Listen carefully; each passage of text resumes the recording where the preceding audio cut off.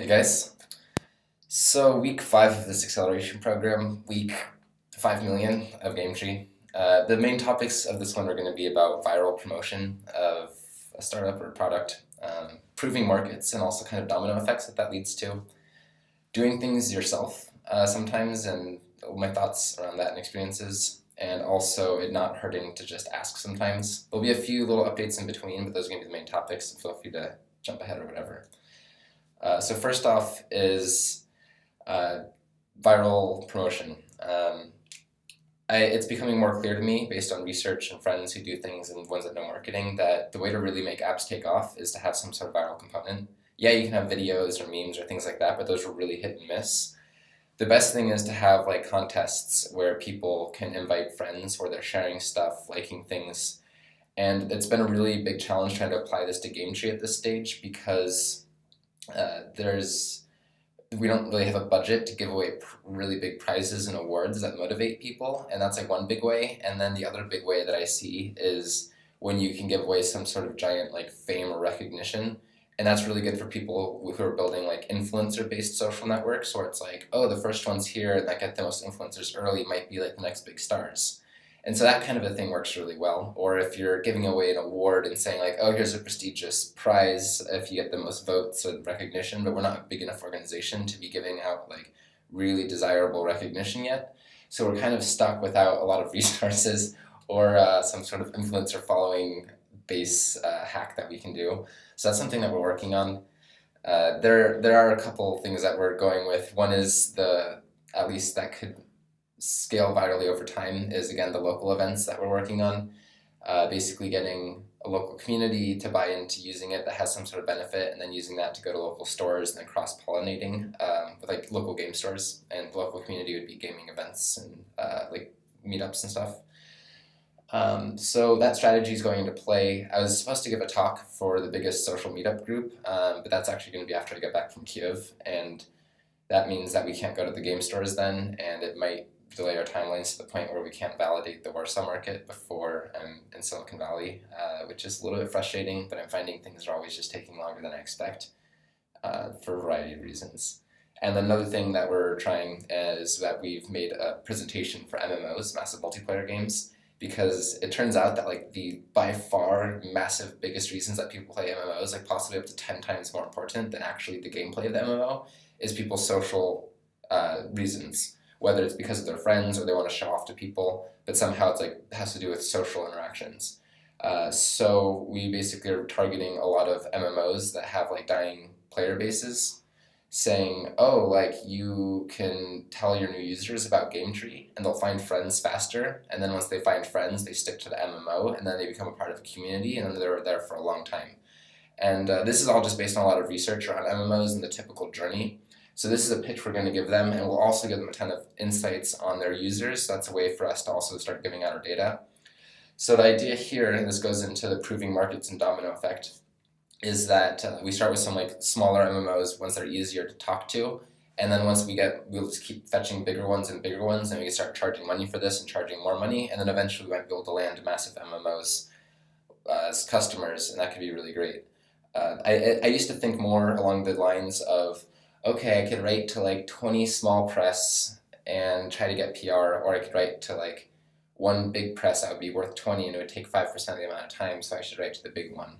But I'm realizing more and more that being able to get big customers or do deals with big people requires a lot of little steps along the way, sort of proving your way up the ladder or the pyramid. So by doing it this way, it is less time effective, but it's a more guaranteed later result, and it's so much easier to work with smaller players when you're a smaller player. So feeling optimistic that we can at least get one or two of these MMOs to work with us, and then we'll just keep expanding from there. So next up is the GameTree deck. I realize I'm spending so much time explaining GameTree to investors, and it's because it's a really big idea and it's something that doesn't exist, and it's kind of complicated compared to most business models. And I was trying to keep the deck small because everybody's saying, oh, like do a 10 slide deck, or here's like the 14 slide deck version. And so I try to just fit this big idea in there that just doesn't do a good enough job explaining what GameTree is. So I've gone ahead and expanded it to like 25 slides or like 28 slides or something. And I feel really good about doing that because I just get to go into so much of the nuance and details about what's going on, our strategy, explanations of what exactly our monetization looks like. And so that's saving me so far like a lot of follow up, and it's something I should have done a long time ago because it only took me like less than a day to expand, and I didn't make it that pretty. I should, but I didn't.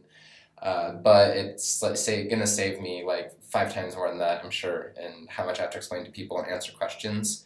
And I also thought that investors, they're gonna see this and they're gonna like have their interest peaked, see a big opportunity, follow up. What I'm realizing is that most investors aren't big picture thinkers, or most people in general. They're just people who are successful, like focused on something, made it big. And so if it's something like this, without giving a lot of detail, they're not going to get all the assumptions that I'm expecting them to get. I kind of have to lay them out a bit more. So by having more detail there, that's useful for them. And then even for the big picture thinkers, if I don't have the details, they're just going through the deck. They're not that bought into understanding, or they might not know a lot of the context. So they might not also be making assumptions that I'm expecting them to make. So it's a lot more helpful to hold their hand and be thorough, rather than expect people who might not have the energy or the motivation to like think deep into things when they're kind of just in a passive perception of information mode. So yeah, longer deck.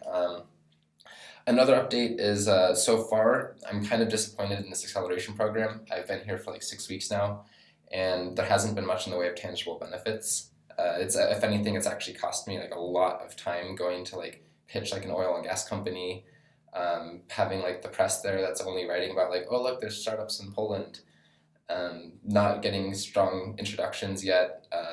Our mentors still haven't come through, and I'm realizing that they're kind of like paid mentors that like that won't necessarily be the right connectors or hyper experienced entrepreneurs that I need, or especially people in the gaming industry.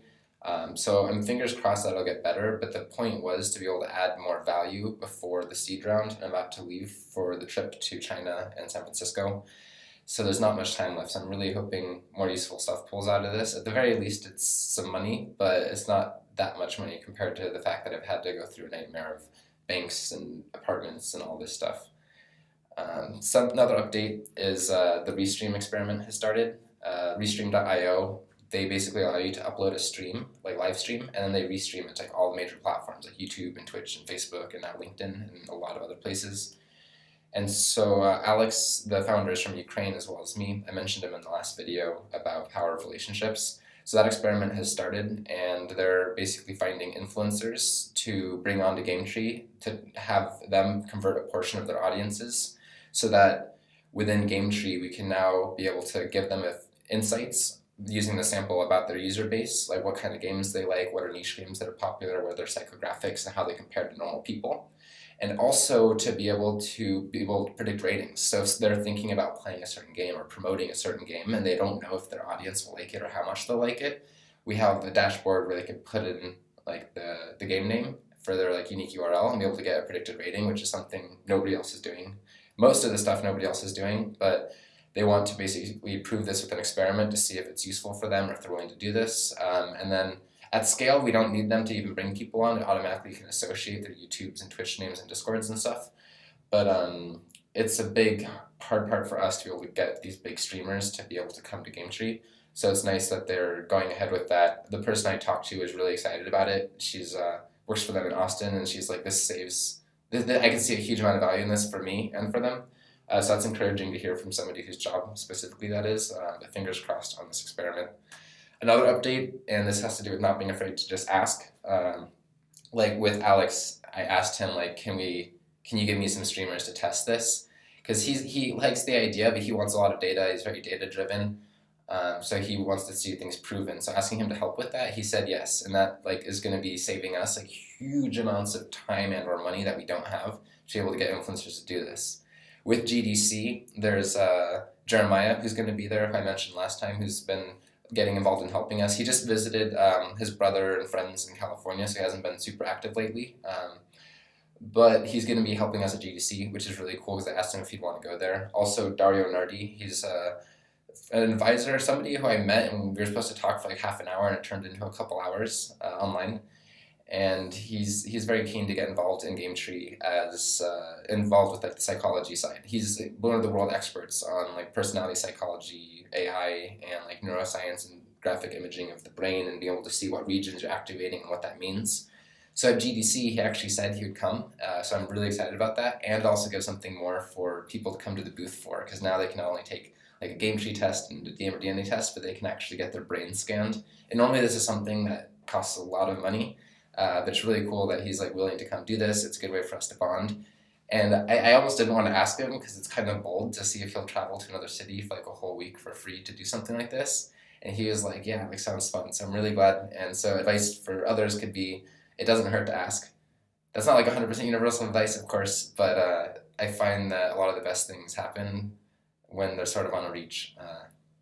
Last thing is about design and I guess kind of doing things yourself sometimes. I was watching a psychoanalysis of Steve Jobs, and like through the personality psychology that I'm into, it was about an hour and a half analyzing him, and I just realized we're extremely, extremely similar.